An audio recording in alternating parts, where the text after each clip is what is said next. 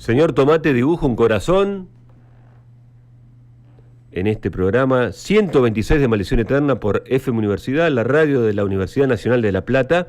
Momento de charla, como les prometimos, momento de entrevista en este programa que hemos cruzado como tema, un poco teniendo en cuenta la entrevista del día de hoy, por los miedos, ¿sí? Los miedos que sentimos, qué nos provocan miedos, qué situaciones nos provocan miedos, un poco de literatura de miedo, pero también los miedos que nos atraviesan en lo cotidiano. Vamos a charlar con el escritor y también filósofo, entiendo, José Ignacio Escaserra, autor de su primera novela, en este caso San José Dormido, una novela sumamente perturbadora, por lo menos para mí, que la he leído, y que está ubicada en un pasado bastante reciente y traumático, no solo de la Argentina, sino del mundo entero. Pero vamos a charlar un rato con él y vamos a ver de qué se trata esta cosa de San José Dormido. Hola, José Ignacio, ¿cómo va? Hola, ¿cómo estás? ¿Todo bien? Bien, ¿vos? ¿Se escucha bien? Yo te escucho perfecto, ¿vos me escuchás bien? Perfecto, yo te escucho bárbaro. Genial.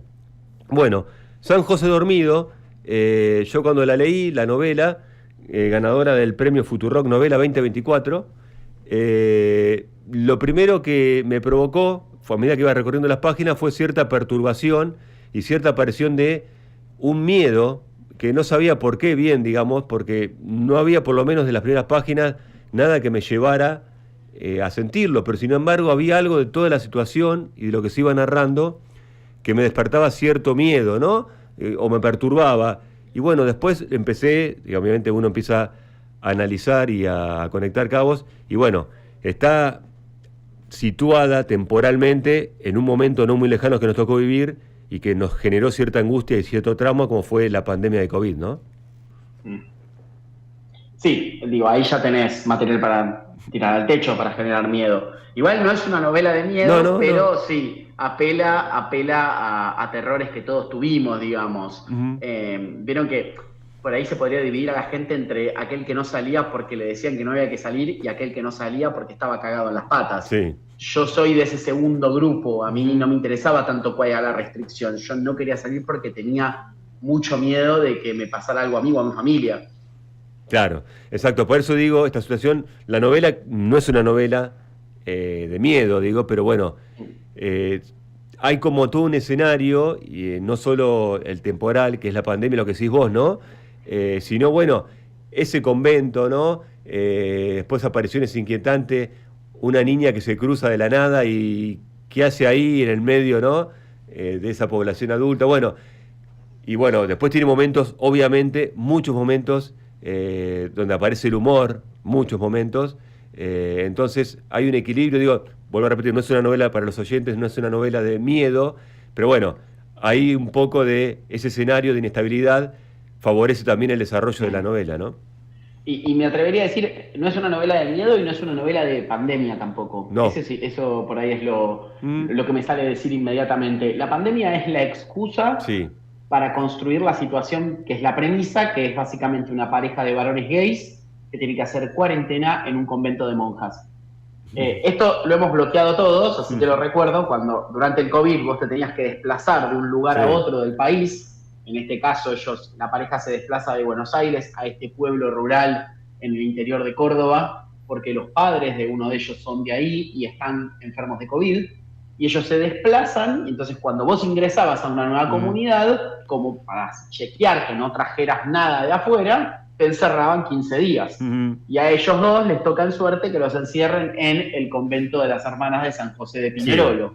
Son estas monjas piamontesas que sirven hace muchos años en este pueblo rural.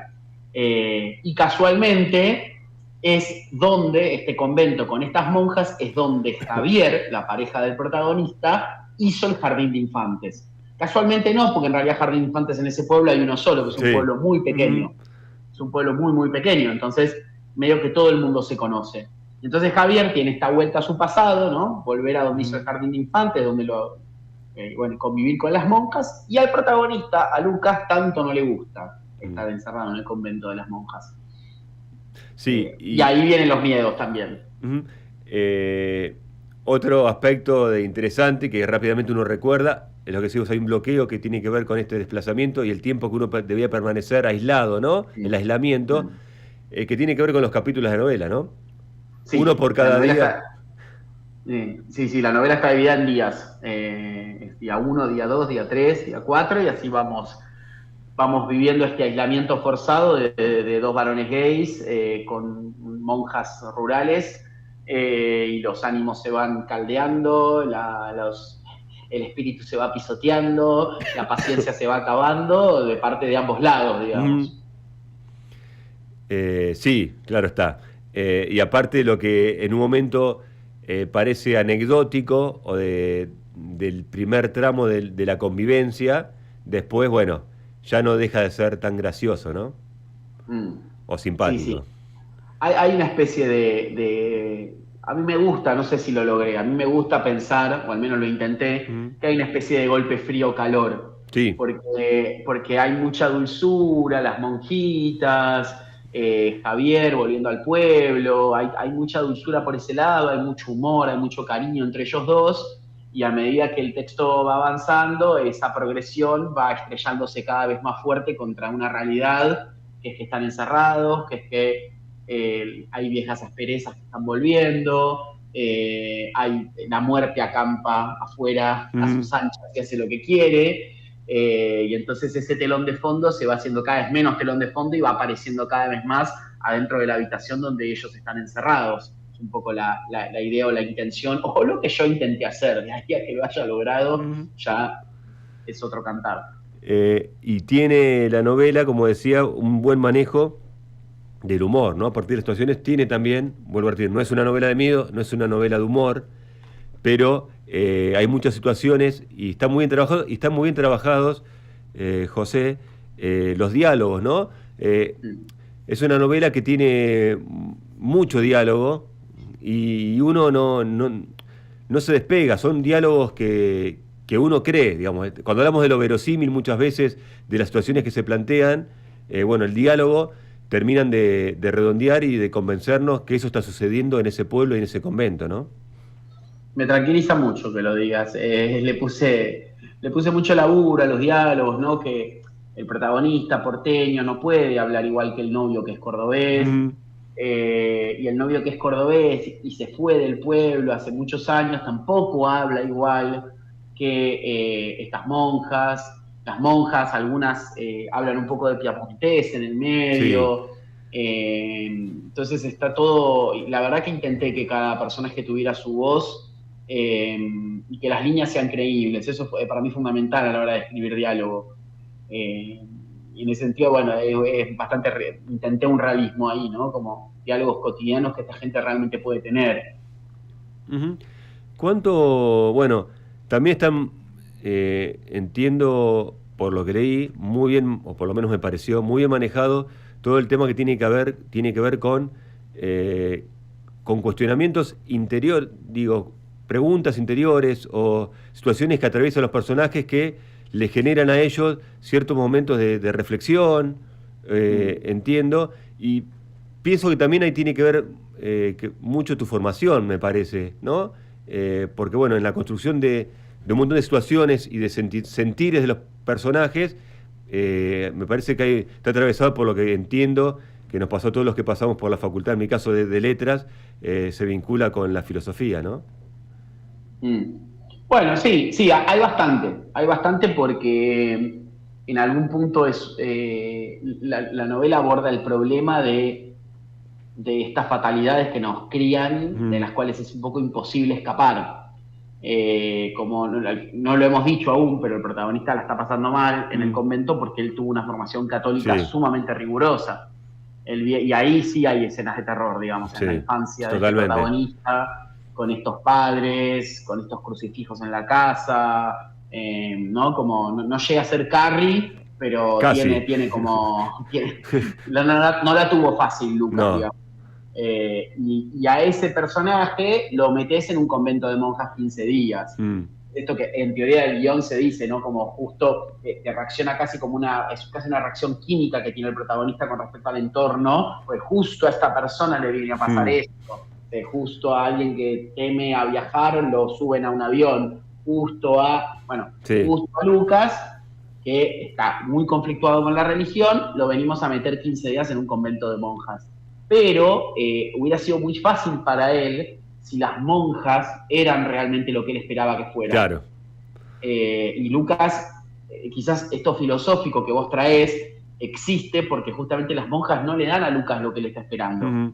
Las monjas pueden ser amables, las monjas también tienen historias dolorosas de exilios, las monjas por ahí son un poco brutas, pero no hacen las cosas con malicia, y así poco a poco él va teniendo que incomodarse un poco con este portazo que dio a la religión, porque digo, también es como muy cómoda y es poco filosófica la perspectiva, bueno, que a todos nos pasa, ¿no? Más de chico yo leí Nietzsche y dije, chau, rompemos con todo, tiramos bombas, y bueno, y un poco la dialectización de ese proceso, cuando uno mira para el pasado y genera cierta disculpa con ese pasado, es decir, bueno, en algún punto vengo de ahí y hay cierta materia prima, cierto compost que sale de esa crianza que medio que no podés renunciar nunca.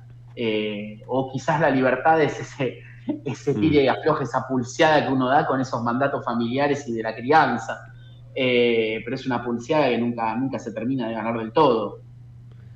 No, y hay que ver si esa pulseada, en definitiva, uno la quiere ganar del todo, ¿no? ¿Y qué es ganarla también? Claro.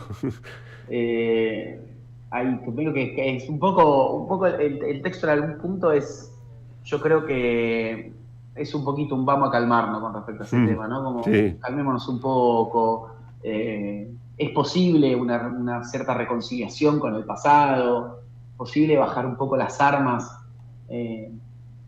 creo que explora un poco eso el libro. Sí, es un libro también, José Ignacio, que se lee muy rápido, digo, por lo menos me pasó a mí, que la lectura fluyó muy rápidamente y bueno, y tenía siempre la sensación de querer leer un capítulo más, ¿no? Y eso me parece que es lo que me gusta de las novelas, por lo menos cuando me embarco en una novela, me gusta que me dé ganas de leer más, y yo leo por la noche y bueno, y cuando dejo de leer, tener el deseo de seguir leyendo, pero bueno, hay actividades al día siguiente que indica que uno tiene que cortarla para no ser un zombie, ¿no? Pero digo, me sucedió eso. Y después me interesaron algunas huellas, algunos detalles que tiene la novela. Uno, por ejemplo, es que cuando aparece la primera monja piamontesa, o por lo menos que tiene que en su hablar tiene todavía el dialecto piamontés, que está esta aclaración también, ¿no? En Italia se habla el toscano, ¿no? La lengua del Dante, ¿no? En Italia se habla el toscano, entonces hay todo un recorrido ahí de Mussolini, de los dialectos, y bueno, de la imposición de una lengua por sobre el resto y que las otras se transformen en lenguas marginales, ¿no? Sí, que también ayuda, hace de vuelta este puente o esta alianza entre las minorías sexuales y estas monjas, ¿no? Sí. Como ese es el momento donde el protagonista se da cuenta de que la identidad perseguida no necesariamente es el homosexual, lo puede ser, sí, y lo ha sido históricamente, pero de golpe empieza a escuchar que esta monjita Giampiera, cuando era chiquita, le prohibieron hablar en piamontés, porque Mussolini unificó la lengua italiana bajo el toscano y decretó que todo el resto de idiomas que existen en el territorio italiano son dialectos, de manera arbitraria, digamos. Sí. O sea, el poder puede decir que algo es una lengua y algo es un dialecto. Y entonces son como los primeros puentes a partir de conversaciones que pueden parecer teóricas, pueden parecer abstractas, pero son los primeros momentos donde el protagonista va viendo, o sea, los perseguidos no somos solo nosotros, o no soy la única víctima de la historia. Y es un poco el recorrido al que yo le invito al protagonista a atravesar a lo largo del texto. Como bueno, de golpe un rasgo identitario fuerte, además de la sexualidad, puede ser esto, ¿no? El piamontés, ese origen, esa arqueología, esa genealogía, y bueno, y esa historia de dolores y de vejaciones también. Totalmente. Y la resistencia, ¿no? La resistencia para no dejar de ser. Sí. De hecho, hay comunidades, de hecho, Jovita, el pueblo donde está ambientado el libro, aún se habla del piamontés en el pueblo. Y son lenguas que van es muy loco porque el modo en que lo habla va muriendo en Italia y acá quedan comunidades que, como lo aprenden de los migrantes, que siguen hablando como se hablaba a mitad del siglo XX o a principios del siglo XX. Que siempre ahí me interesa, muchas veces, no sé si a los autores les incomoda en el sentido por aburrimiento, pero a mí siempre me da curiosidad cuando hablo con músicos o con escritores, cuál es el embrión de una novela, ¿no? Porque muchas veces el punto de la partida de la novela después no está en la novela. Muchas veces ha pasado charlando que por ahí el disparador de la novela después no apareció en la novela porque la novela mutó hacia otra cosa, ¿no? Bueno, sí, bueno, ¿te acordás cómo fue que se te ocurrió este San José Dormido, el punto de partida de esta historia? No, sí, o sea, la verdad es que quedó bastante, el corazón quedó, me extravió un montón de veces, probé de todo, la reescribí como 7 veces la novela, pero la primera versión fue un cuentito de 13 páginas que ya se llamaba San José Dormido. Bien. Y era de una pareja de varones gays que se despertaban el último día de aislamiento en un convento de monjas y lograban tener un momento de cariño con estas monjas, una mínima alianza. Porque sí, yo como fe y homosexualidad son dos cosas que me interpelan muchísimo. Son dos áreas de la literatura que si un libro las tiene me va a interesar. Bien. Y yo sabía que quería escribir sobre eso. Y sabía también que no quería caer en este lugar común, ¿no? De los putos contra las monjas, los putos buenos, las monjas malas. Me parecía como algo sumamente aburrido para hacer. Y tampoco podía hacer Almodóvar, ¿no? Porque Almodóvar ya está hecho y es mejor. Digamos, no podía la Madre Superior estar tomando cocaína, digamos. Era como otra cosa que tampoco daba con el tono de lo que yo estaba buscando. ¿No? Como aquella peli de Almodóvar de los 70, 80, Entre Tinieblas, ¿no? Sí. El convento es un descontrol. Bueno, nada, como eran cosas que yo sabía que no quería hacer. Y bueno, y sí me parecía un texto, o sí había una intención buscada, la de generar un texto que piense una alianza posible o simplemente un cese, un armisticio posible entre dos sectores sociales que históricamente han estado en contra, como es la religión católica y las disidencias sexuales. Y principalmente en un contexto tan adverso como el COVID, que exigió que las personas tuvieran que apelar a cierta organización y a cierta coordinación colectiva. Yo creo que por eso el COVID salió tan mal, porque se le pidió a un animal domesticado para el individualismo, que es el ser humano del siglo XXI, se le pidió una coordinación colectiva que no hemos sido educados para tener. Nos crían para seguir nuestro deseo inmediato y nada más. Entonces, partiendo de ese problema, yo creo que tanto disidencias sexuales como religión católica son dos áreas de lo social que curiosamente tienen eso en común. En ambos sectores se valora bastante la construcción colectiva. Esto yo siempre lo digo cuando hablo del libro, como digo, cosas que para esta altura de la entrevista no es claro, ¿no? Yo soy un varón gay que fue criado en un seno muy religioso y muy católico, y cosas dinámicas o lógicas que yo veo en espacios de activismo, de militancia LGBT, curiosamente siento que las aprendí en la Iglesia Católica hace muchos años. Vaciadas de contenido, o sea, no estamos hablando de contenido, estamos hablando de formas, de dinámicas. Luego son replicadas de distintas maneras, a veces con más aciertos, a veces con más virtudes. No necesariamente los aciertos están del lado de la militancia LGBT siempre. Bueno, eso. Y entonces ahí yo creo que hay un puente posible, o un diálogo. No estoy diciendo que sea lo que hay que hacer, no estoy diciendo que es por ahí, no estoy diciendo, simplemente me parecía que era un diálogo interesante a contar en un texto de literatura. Interesante para contarlo en la Argentina de hoy en día, interesante para contarlo en la Argentina del COVID, digamos.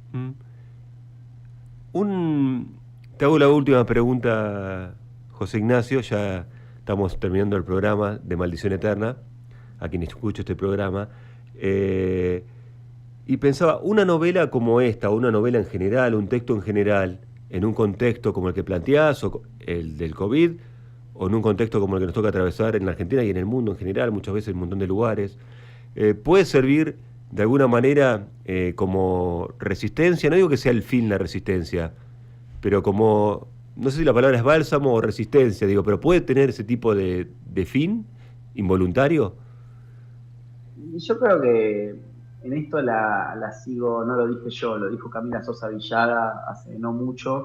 La literatura es bastante impotente en ese sentido, pero sí se ha dicho mucho de este texto que es un texto sumamente esperanzador.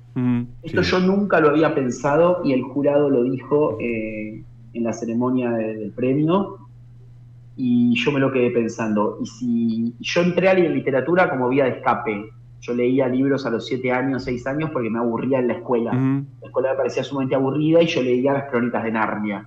Me parecía fantástico las Crónicas de Narnia y me pareció un embole matemática. Entonces creo que atravesé mi primaria así, leyendo libritos abajo del banco. Y entonces simplemente decir como, si cumple esa función de dar un descanso o darnos un lugar para hacer pie un rato en medio de tanta turbulencia, yo creo que me doy por hecho. Si cumple esa función. Perfecto. Que es mucho más humilde, es mucho más humilde que la de Resistencia. Bueno, tomo ese lugar, digamos. Pensaba Resistencia en eso, ¿no? De un lugar de estar a salvo, podríamos decir un rato. Sí, un rato. Porque después prendes el noticiero y ya sabes. Exacto. Qué va a pasar. Bien. José Ignacio, te agradecemos el tiempo y la charla con Maldición Eterna. Ha sido un gusto y gracias por la invitación. José Ignacio Escacerra, autor de San José Dormido, la novela ganadora del premio Futurock, novela 2024. No hay tiempo de más, mis queridos amigos. Ya viene la continuidad de FM Universidad, El Agujero en la Media. Nos reencontraremos el próximo miércoles para hacer el programa 127 de este Maldición Eterna, que tuvo en la conducción al señor Flavio Mogueta, en la operación técnica Jorge David, el tailandés. Nos reencontramos en 7 días.